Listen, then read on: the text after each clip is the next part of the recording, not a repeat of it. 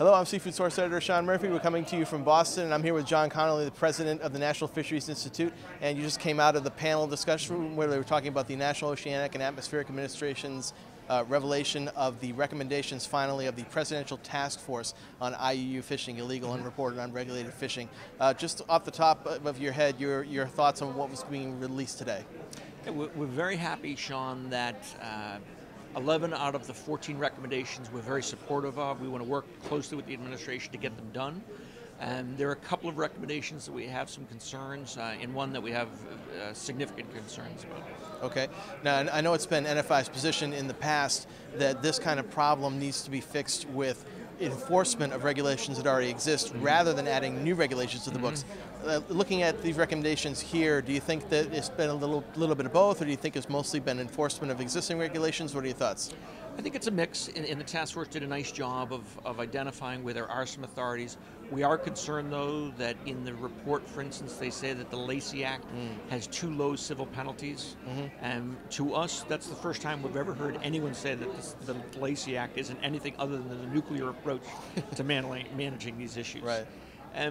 Concerned about the use of the potential use of RICO, which is I think it's the Racketeering Influence Corrupt Organization Act, which is the attack on organized crime. In these questions, what we certainly don't want to do is have the chef who's mislabeled a product on his menu be accused of being the latest organized crime Don. Any other major issues you have? You said there were a couple of the points that you didn't quite agree on. Anything else?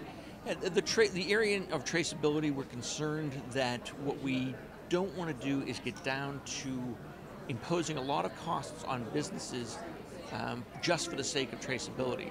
We feel very strongly that the U.S. has a great fishery management system. There are several other countries that have great fisheries management systems, and we're concerned in the report where it says we're going to start with a risk-based approach, which is totally appropriate, but then we're going to expand this to all other fish.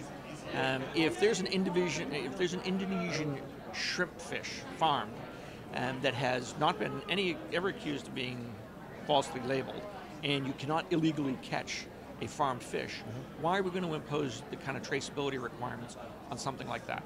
It just doesn't seem to make sense. So a couple of little kinks, but overall you guys are pretty happy with what you've seen?